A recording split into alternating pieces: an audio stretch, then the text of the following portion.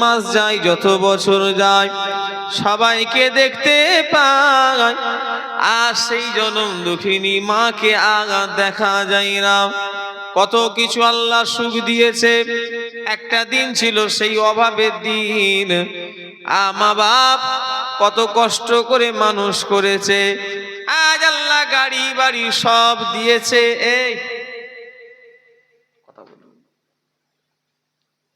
আল্লাহ গাড়ি বাড়ি সব দিয়েছে, সেই মাকে আজ জীবনে দেখতে পাবে না।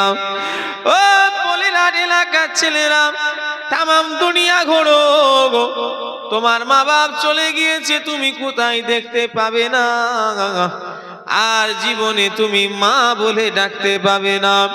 তারা এক সময় এই দুনিয়ায় সব বেঁচে ছিল গো, আজ তারা সব কবরে চলে গিয়েছে। আমার ভাইজানেরা, ও নবীর উম্মতিরা, আজকে ছেলে মেয়েদের মা বাপের কথা বড্ড বেশি মনে পড়ে যায়। যখন কোনো বাড়িতে অনুষ্ঠান হয়, সবাই আসে, খালু আসে, মামা আসে, চাচা আসে, বোন আসে, ভাই আসে, সেই মাকে আর দেখতে পাওয়া যায় না, সেই বাপকে দেখতে পাওয়া যায় না। আর সবাইকে দেখা যায়, আর তাদের জীবনে দেখা যাবে না। নতুন কাপড়ের ঈদের দিনে যখন মার্কেটিং এ যায়, ফটকপুকুরে যায়, এদিকে লাউঘাটি যখন দোকানে যায়, ছেলের লেগে কাপড় কেনে, মায়ের লেগে আর কাপড় কিনা হলো না, শ্বশুরের লেগে কাপড় কেনে আর বাপের লেগে কাপড় কেনা হলো না।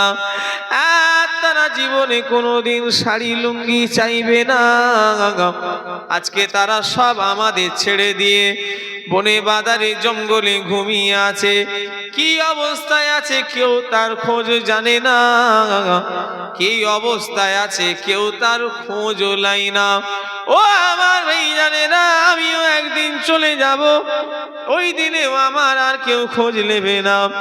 আজকে তো আমাদের ঘরে কত ভালোবাসে, আমাদের ঘরে কত মহাব্বত করে, কম্বল দিয়েছে আজকে বসার জন্য ঠান্ডা কালে।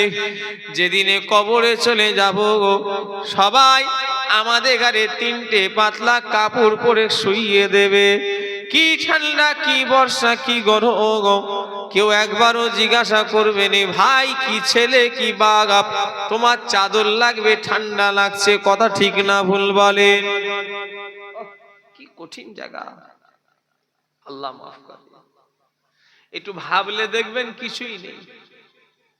একটু ভাবলেন, একটু ভাবে দেখেন তো, ভাবেন কিছুই নেই।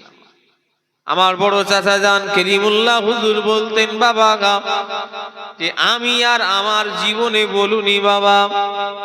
হুজুর বলতেন আমার চাচা, বাবা আমি আর আমার কোনোদিন বলুনি। আমিও মানে অহংকার, আমারও মানে হলো অহংকার। শুনছেন না আমার কথা? হুজুর বলতেন যে আমি আর আমার বলুনি বাবা। কি বলতেন? একটু কথা বলে না দেখছি তো। আমি আর আমার, আমি মানেও অহংকার, আর আমার মানেও হলো অহংকার। আমি বলেও কিছু নেই, আর আমার বলেও কিছু নেই, সবই আল্লাহ। বগদাদের বাদশাহ হারুন আর রশিদ, যেইটা উনি একদিন একটা রাজ দরবারে সভা ডাকলো।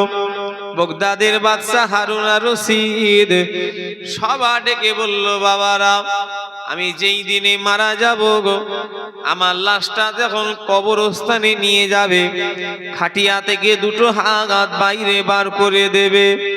একজন আলেম বান্দা দাঁড়িয়ে ছিল, বলল, ও বাদশা জাপানা, বেয়াদবি ক্ষমা করুন, মাইয়েতের শরীরের কোনো অংশ বার করা যায় না, ঢেকে রাখতে হয়, আপনি কেন এমন কথা বলেন?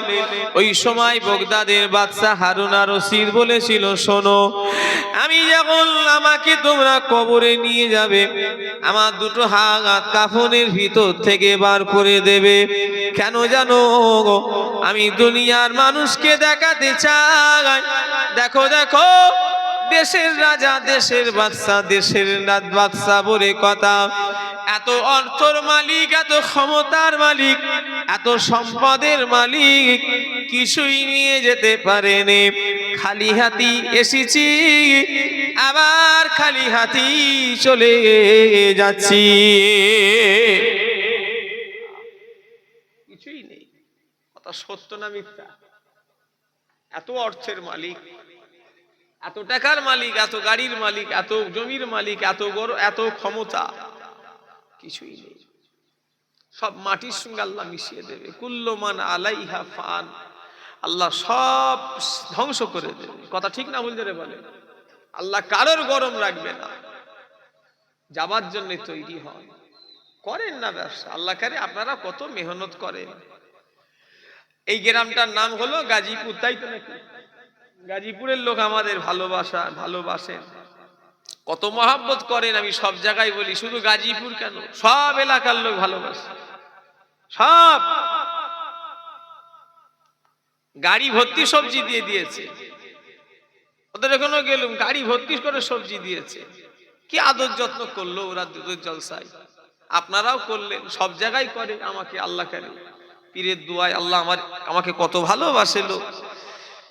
কি খাবেন ভাইজান, কি করেছি আপনার লেগে, এই করেছি, শুধু তাই নয়, নাবার পরে